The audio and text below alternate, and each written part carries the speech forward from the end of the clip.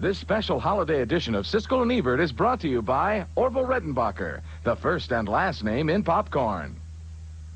This week, Siskel and Ebert review Walter Matthau's Einstein playing Cupid to Meg Ryan and Tim Robbins in IQ. Reporters Kim Basinger and Julia Roberts cover Parisian Ready to Wear. And Paul Newman comes to terms with Bruce Willis and Melanie Griffith in Nobody's Fool.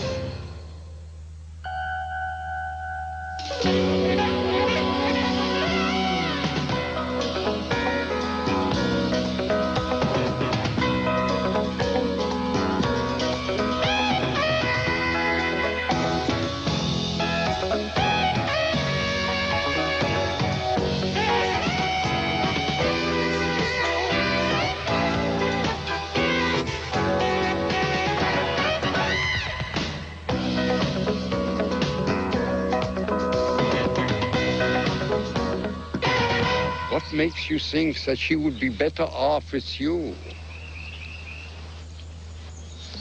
I don't know, just a feeling. Walter Matthau plays a matchmaking Albert Einstein in IQ, a romantic comedy. It's one of 6 new movies on this special holiday edition of Siskel and Ebert. We'll also review new holiday films starring Macaulay Culkin, Julia Roberts, Paul Newman, Steve Martin, and Jason Scott Lee. I'm Roger Ebert of the Chicago Sun-Times. And I'm Gene Siskel of the Chicago Tribune. Our first film is IQ, and it's more of a curiosity than anything else, a sweet romantic comedy with that standard premise of the woman who is about to marry a jerk, and then a really good guy comes along.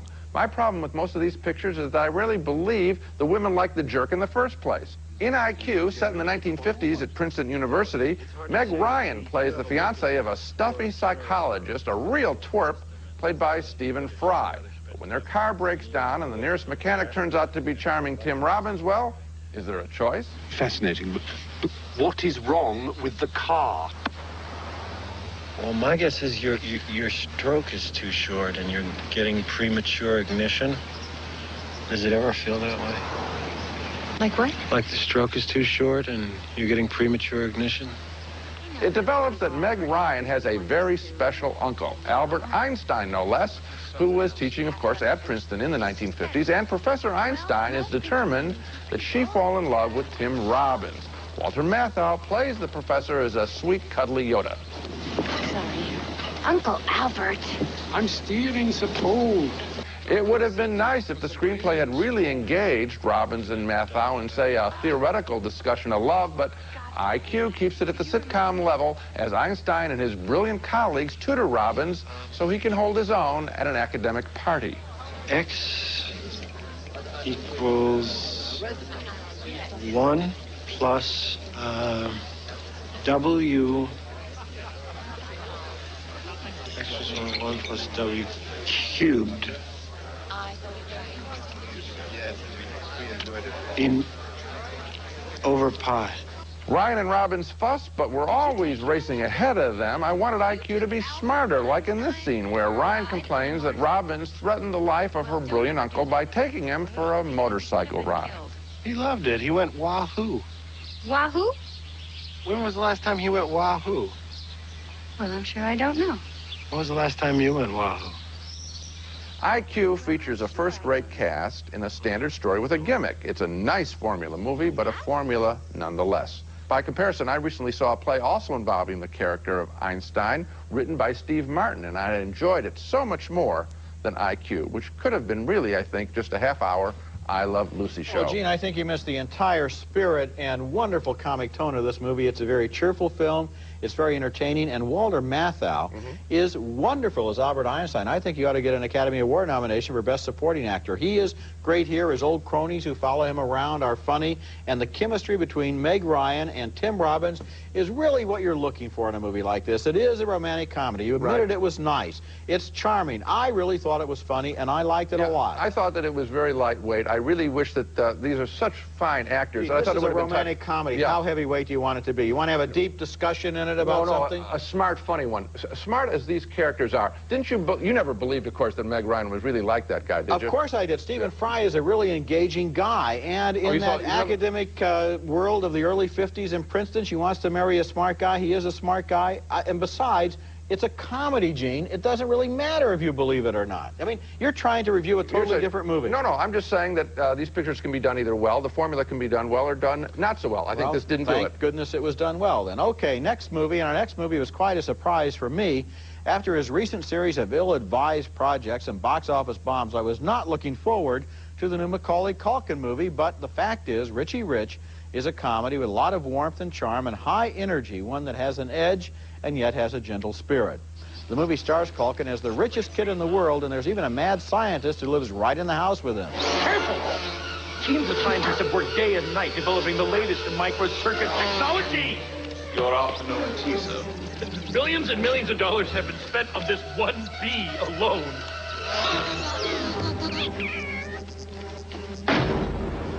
This is probably Culkin's last movie playing a little boy. He's going through some changes and discusses it with his dad, played by Edward Herman. Hi, Dad. What you doing? Well, I'm discussing economic policy with the president. Is this something important? Well, Dad, I'm getting a zit. What do you think? Another giveaway that he's growing up, Macaulay takes a special interest in his new aerobics instructor, played by Claudia Schiffer. I hope you don't mind, but I don't know, canceled. So I'll be filling in today. Like all poor little rich kids, Richie has few friends, but he makes some new ones and invites them back to the mansion. Master Richie was of the opinion that his young guests deserve a break today.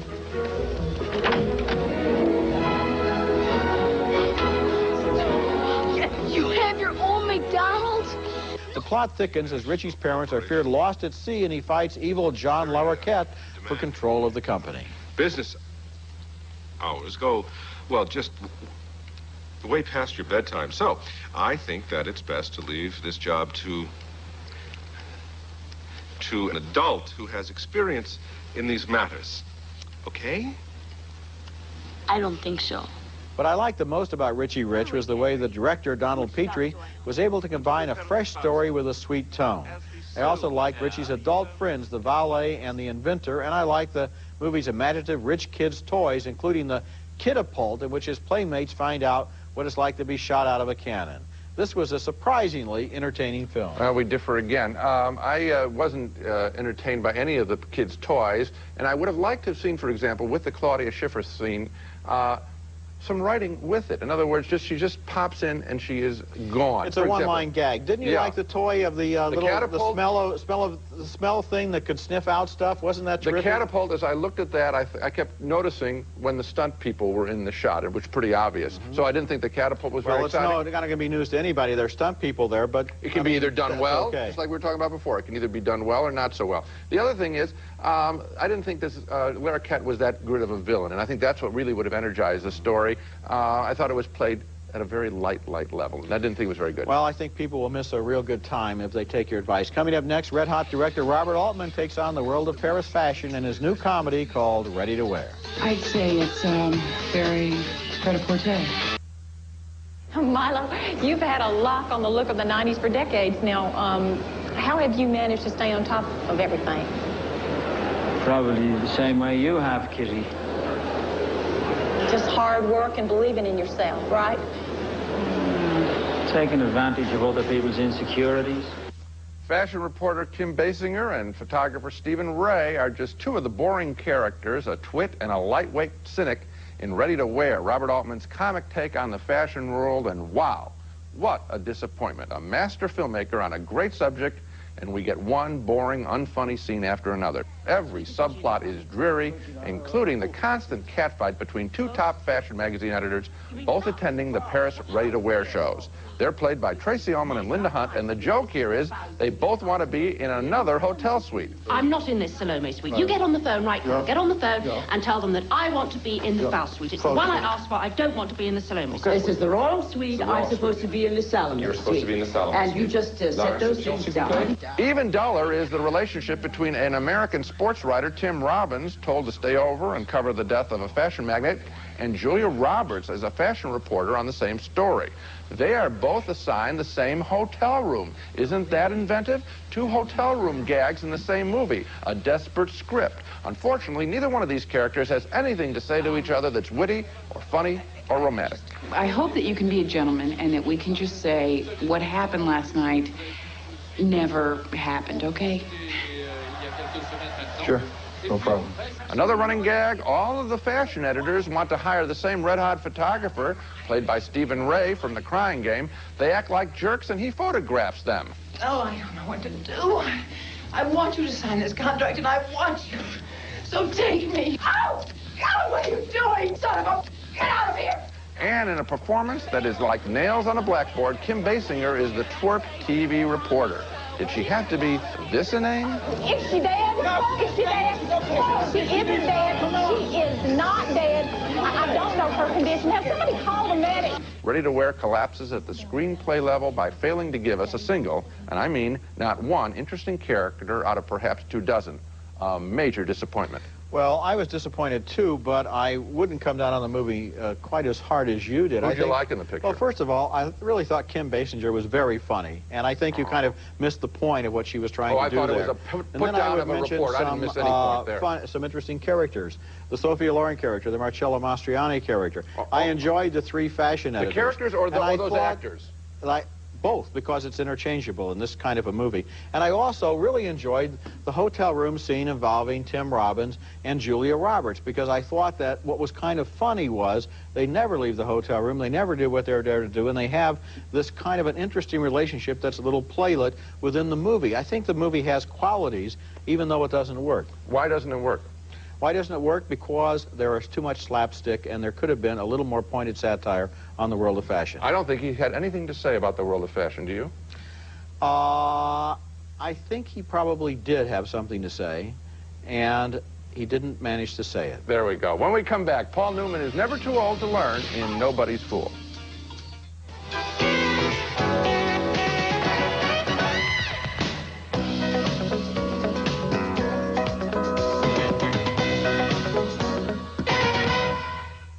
I could legally shoot you and get away with it. Not unless I'm breaking and entering. Are you going to break and enter?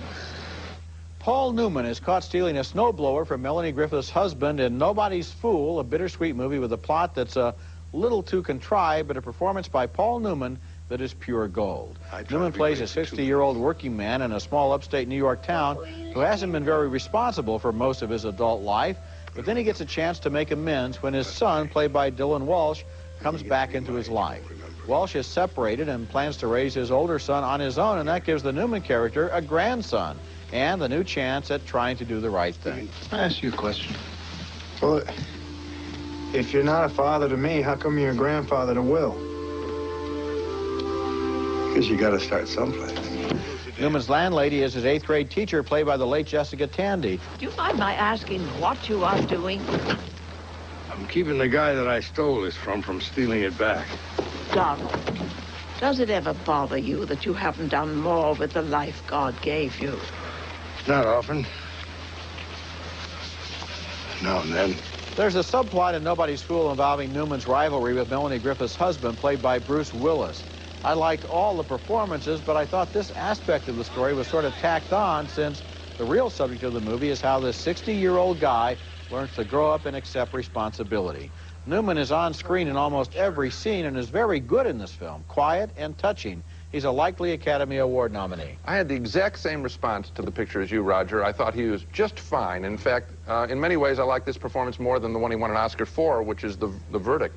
We're playing a similar kind of broken-down guy trying to come to peace with himself. Yeah. But at the same time, in every character, in every situation, contrived is the word that you used, and it's all there. Scenes that are written cute, but we don't really believe them. And it's made particularly disappointing because the film looks so good. It looks so realistic. The outside of the diner, the construction company, Bruce Willis's office, and then you have these cornball written characters that are just there as stand-up targets for him to knock down. There are two relationships in the movie that are pure. One is his relationship with a kind of mildly retarded guy he works with, and the other one is his relationship with his son. And those are written straight, but the others, you're right, have the spin on them that isn't necessary. And I question some of the moments even with the son. The son turns out to be good at construction and knows all this stuff. I think that's tacked on. I don't think that would be credible. I think it's either possible that he knows how to do construction or he doesn't. I don't think you have to explain that. Coming up next, a new comedy from the director of Sleepless in Seattle. Steve Martin stars in Mixed Nuts. Our next movie is Mixed Nuts, the latest film by director Nora Ephron, whose Sleepless in Seattle was such a smash. But this picture, Mixed Nuts, is another contender for the year's worst film, a stunningly empty comedy with Steve Martin as a suicide hotline worker whose agency faces eviction from landlord Gary Shanley. Now, these are two major comic talents in a dreary scene. We don't exactly have a cash flow. After you save someone's life, you can't ask them for money. Doctors can. Aren't you some sort of doctor, Philip? No. Oh. Tell me, in all of your calls, has anybody impaled themselves? No. Oh. And how's this for an original joke? The fruitcake that nobody wants. A fruitcake? Yes. Remarkably like the one I gave you last year. The would-be romance in the picture is between Steve Martin and Rita Wilson as his assistant. My heart is racing, and I'm feeling all nervous and sick. That's the way I felt since the day I met you.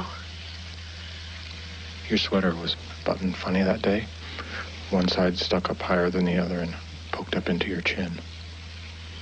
You remember that? I'll never forget it. I know what went wrong with Mixed Nuts. A lot of top-flight actors were asked to do just a couple of scenes for director Ephron, and they all signed on because, hey, how bad could it be? Mixed Nuts is how bad? Very bad. It's bad. Wow. It's bad. Woo, is it bad? I mean, I don't know. Really, really bad. I don't understand. Why would you have Madeline Kahn in a movie and have her spend the whole movie stuck in an elevator screaming?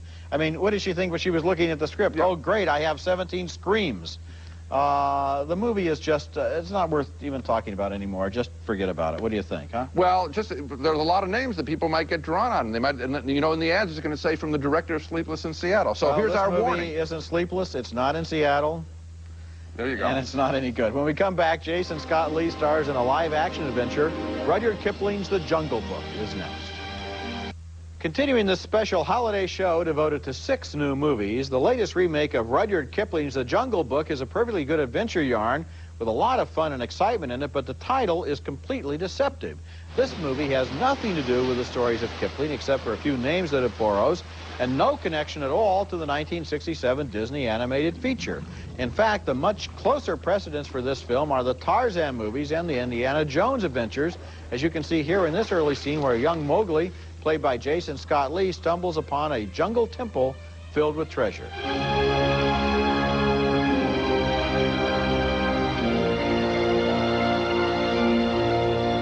Mowgli was brought up as a child with a young British girl named Kitty, and then after years spent in the jungle, he encounters her again and tries to protect her, so he thinks, from her fiancé, played by Carrie Elwes. Come on, put them up.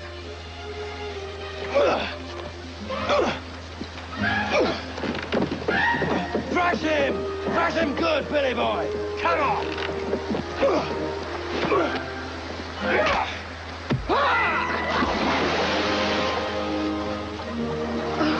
Kitty is played there by Lena Headey. She explains to her father, played by Sam Neill, that the wild man is in fact her old playmate.